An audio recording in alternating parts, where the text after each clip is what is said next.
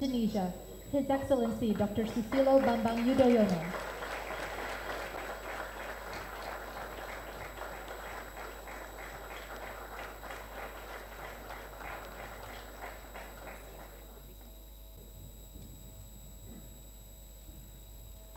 His Excellency to the ASEAN Secretariat for the ASEAN Lecture by the President Program, may we invite His Excellency Dr. Surin Pitsuwan to deliver his welcome remarks.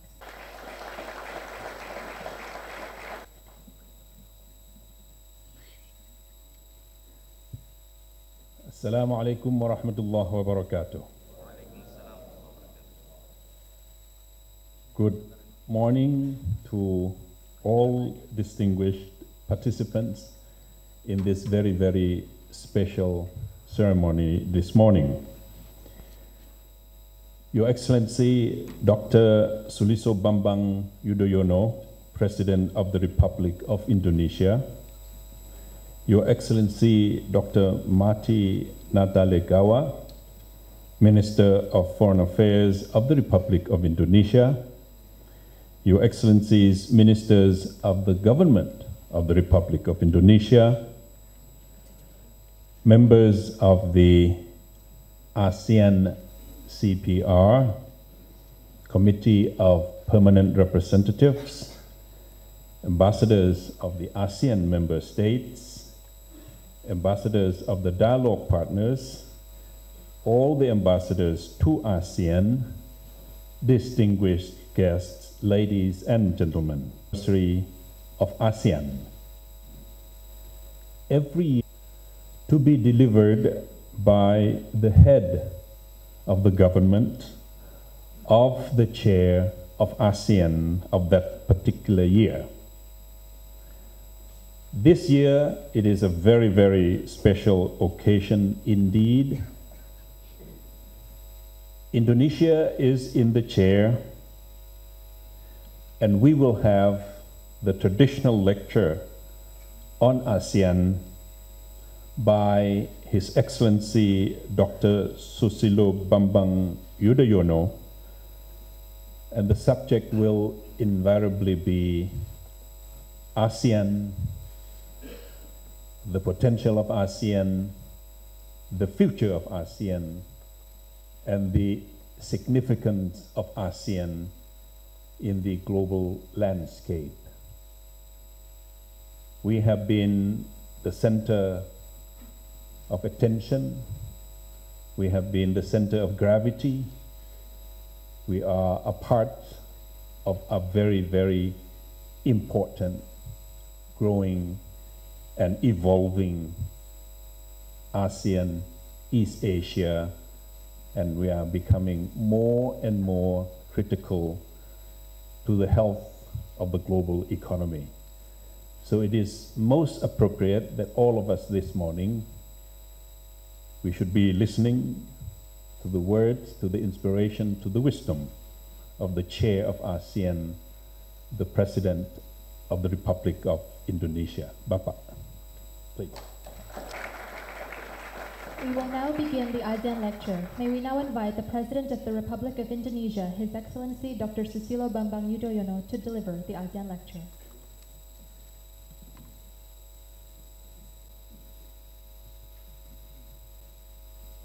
Bismillahirrahmanirrahim. Assalamualaikum warahmatullahi wabarakatuh. Peace be upon us all. Menteri Luar Negeri Dr. Marty Natalegawa, Excellency Dr. Surin Pitsuwan, Secretary General of ASEAN, Excellencies, Ambassadors, and other members of Diplomatic Corps in Jakarta, distinguished guests, ladies and gentlemen. First, to those who observe Ramadan, I wish all of you the blessing of this holy month. Selamat menunaikan ibadah puasa. I have the pleasant task to begin by thanking Dr. Surin Pitsuwan, Secretary General of ASEAN, for inviting me to to deliver this lecture on the occasions of the 44th anniversary of ASEAN. Dr. Pitsuwan has done an exemplary job as the Secretary General of ASEAN. Since assuming his chair, he has brought fresh energy, strong dedication, and enormous creativity into the ASEAN Secretariat, and we owe him a debt of gratitude. I would like to thank all the staff of ASEAN Secretariat for the hard work that they have done in advancing ASEAN cooperation. I know sometimes it feels like a thankless job, but believe me, your hard work is noticed and well appreciated. I am delighted that the ASEAN Secretariat continues to grow from strength to strength since it was established by the historic Bali Concord of 1976. Back then, the Secretariat represented the first major expansions of ASEAN's work. Over the years, the ASEAN Secretariat has been a major factor in the evolution of ASEAN. It has contributed to what ASEAN has become today, one of the world's most successful regional organizations. I join you today in tribute to the ASEAN Secretariat and the host of nameless and dedicated individuals who are contributing to its development. And in keeping with the spirit of the occasions, the 44th anniversary of ASEAN, I will focus my lecture today on two main points. First, what ASEAN has achieved and where it is today as it approaches the attainments of the ASEAN Community 2015. And second, what more needs to be done so that ASEAN community will be beneficial not only for the people of Southeast Asia, but also for the global community of nations. Excellencies, ladies and gentlemen, 6 years ago, on the 38th anniversary of ASEAN, I addressed an audience here at the ASEAN Secretariat. On that occasion, I stressed the imperative to make ASEAN relevant to the peoples of the region. The issues that I addressed in that lecture remain relevant today. These included the management of and response to disaster, the role of the East Asia Summit in the shaping of regional architecture, and the development of ASEAN as a people-centered and people-oriented organization. Although these issues have remained with us, they have not remained the same.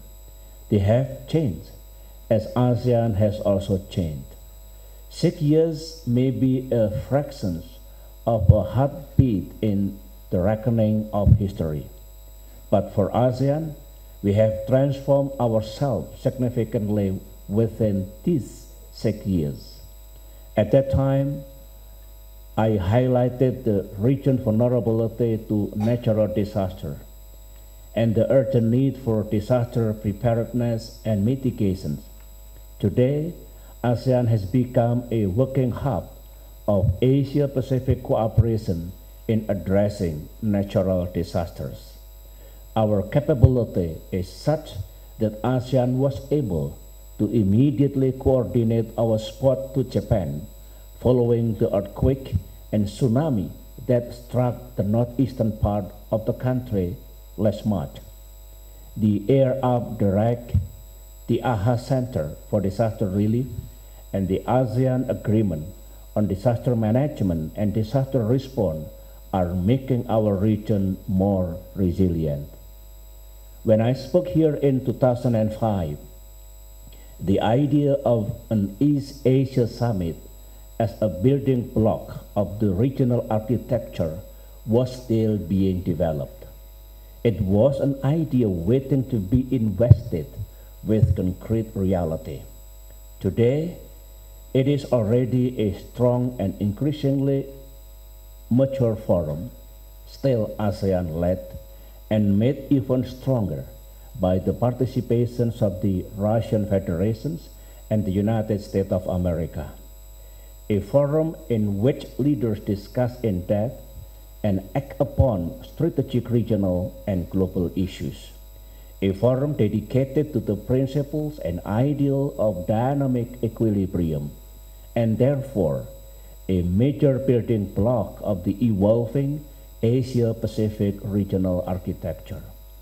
At that time, I spoke of the need to make ASEAN more people-centered and people-driven. Today, we have an ASEAN that has invested effort to achieve this ideal, an ASEAN whose leaders are directly engaged in dialogue with representatives of civil society and the youth, an ASEAN that promotes cooperation among the region's parliamentarians, an ASEAN fully committed by virtue of its charter to the promotions and protections of human rights of its people, an ASEAN fully committed to food and energy security and to the achievement of connectivity that will bring about economic activities and social exchanges and thereby achieve unprecedented socio-economic benefits for the ASEAN people. This year, with Indonesia serving as chair of ASEAN, we set out to consolidate ASEAN community building and to ensure a regional environment conducive to the development of ASEAN member countries. We also stress on the need to prepare ourselves to make significant contribution to the global community of nations. We are seeing to it that efforts to settle the Thai-Cambodian border dispute are in accordance with principles enshrined in the TAC. And because of this effort, the two countries have given their trust to ASEAN. Trust and confidence are also expressed by the United Nations Security Council and the International Court of Justice for the capacity of ASEAN to facilitate a solution to this dispute. Thus, we have earned the recognition of the international community as a regional grouping capable of effectively addressing our own security problems. We also scored a breakthrough with the adoption of the guidelines for the implementations of the Declaration of Code of Conduct of Parties in the South China Sea. This sent a powerful signal to the international community that the future of the South China Sea is manageable and hopefully will lead to greater confidence. Another breakthrough is the resumption of our dialogue with nuclear weapon states, with the prospect of their accession to the Southeast Asia Nuclear Weapon Free Zone Treaty. Through the ARF, we have also provided an environment conducive to the beginning of a dialogue between North Korea and South Korea. We have also projected ASEAN leaderships and centrality in the East Asia Summit and the ASEAN Regional Forum. These developments demonstrate that ASEAN remains in the driver's seat in managing regional affairs. They show that ASEAN was able to swiftly adapt to new challenges, laying down new groundwork of diplomatic foundation, and are capable to produce creative policy responses. They also reflect that ASEAN is now able to move with greater speed than what ASEAN used to be several decades ago. ASEAN will need plenty of this versatility and agility to face the brave new world that lies ahead. More than ever, ASEAN now has a unique opportunity to transform the region, shape the architecture of Asia Pacific, as well as to contribute to to the global agenda. First, through its various dialogue mechanisms, and like no other regional organization, ASEAN has emerged to become an indispensable diplomatic hub in the Asia Pacific. This has placed ASEAN in a very strategic position to be a mover and shaper of regional affairs.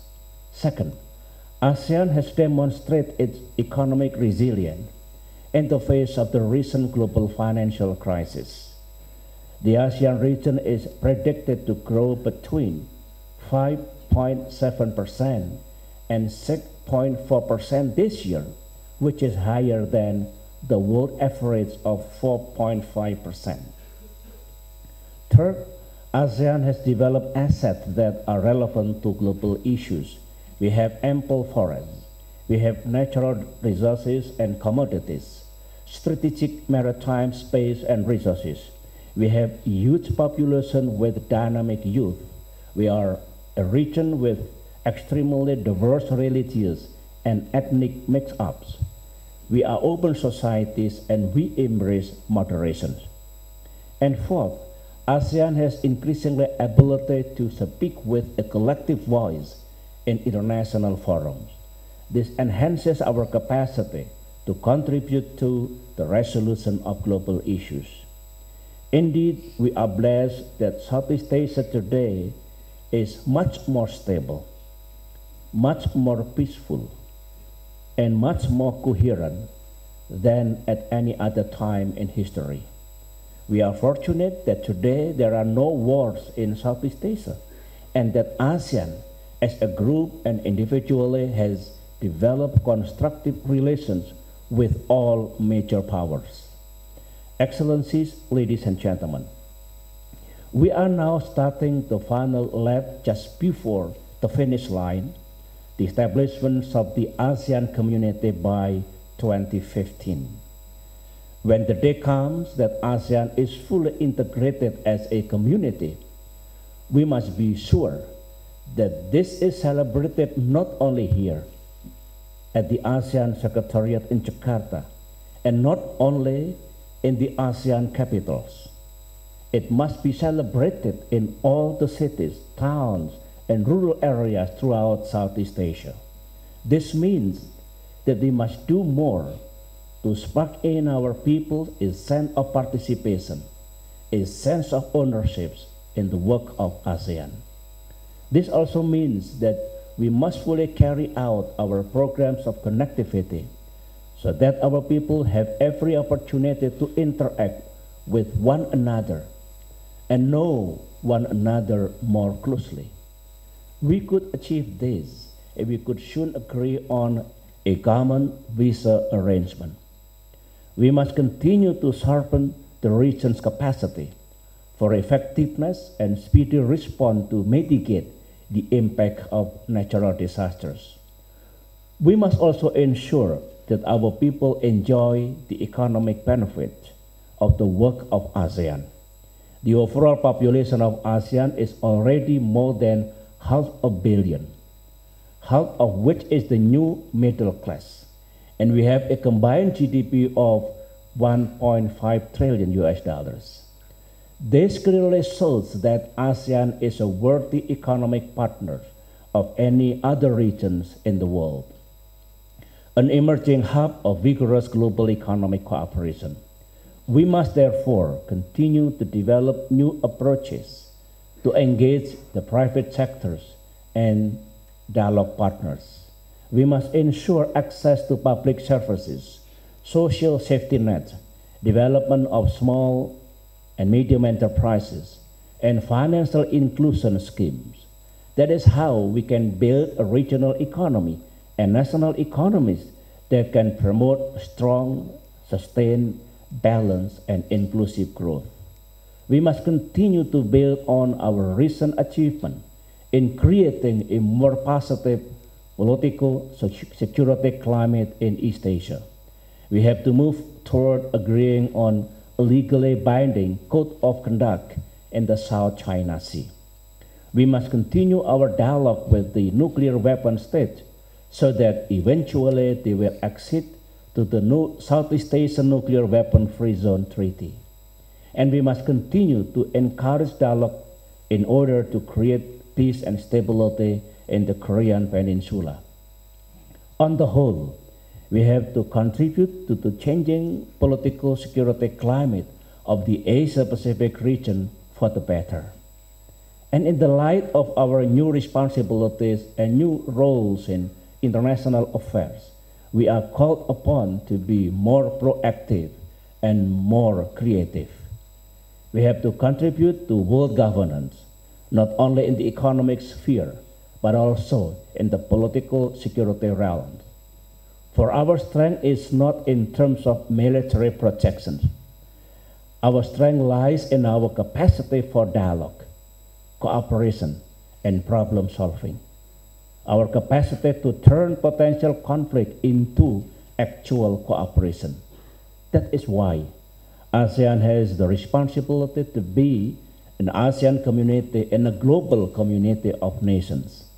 An ASEAN that is a net contributor to the promotion of peace and to the cause of disarmament. An ASEAN that is a net contributor to the solution of the systemic problems of the world, especially the reality of climate change and the challenge of food security and energy security. Thus, I am convinced that we should not stop with the establishment of the ASEAN community. Surely, that this is not the end of our journey. Excellencies, ladies and gentlemen, since its inception in 1967, ASEAN has transformed itself tremendously. It has adapted and will have to continue adapting to the ever-changing regional and global circumstances. We elevated our mission by committing ourselves to political, security, and economic cooperation through the Declaration of ASEAN Concord of 1976. In 2003, we saw the need for a stronger framework for our cooperation. The Declaration of ASEAN Concord II elevated our cooperation to a higher level. That led us to envision the establishment of the ASEAN community. Now, we must prepare ourselves for what must come beyond the establishment of the ASEAN community. We need not wait for 2015. We can start the process right now. An ASEAN community and a global community of nations can already be built on the breakthrough that we recently achieved. An ASEAN with a global platform and a global outreach that the rest of the world can rely on. Change and continuity is necessary to ASEAN's continued relevance. Indeed, ASEAN's ability to realize such change and continuity will be constantly put to the test as we face dynamic regional and global challenges. However, as long as we stay true to our commitment, we will be able to overcome the challenges ahead, and I believe in this. In addition to finding solutions, we must also act fast. ASEAN must be bold in taking concrete and precise steps. In the end, our ability to solve issues quickly will become the measures of our success. And finally, ladies and gentlemen, we must continue to move forward. We must never stand still, for history is rushing ahead at breakneck speed.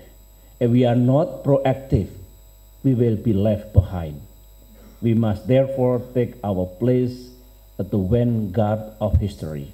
We must become what we have envisioned to be, not just an ASEAN community, but also an ASEAN community with a well-earned place in the community of nations.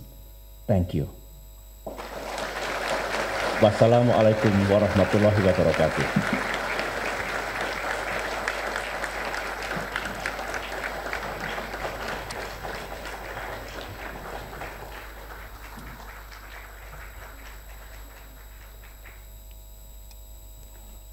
prominent representatives to come on stage.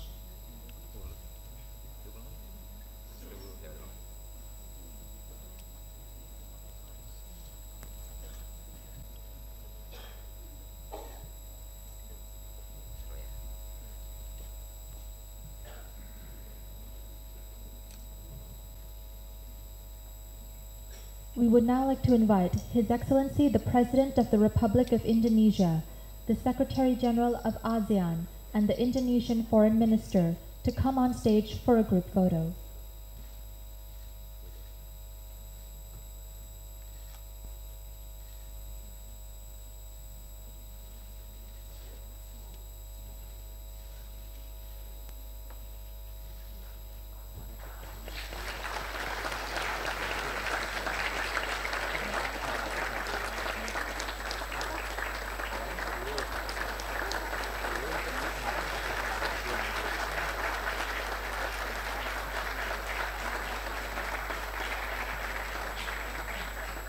Excellencies, distinguished guests, ladies and gentlemen, this group photo marks the end of the ASEAN lecture.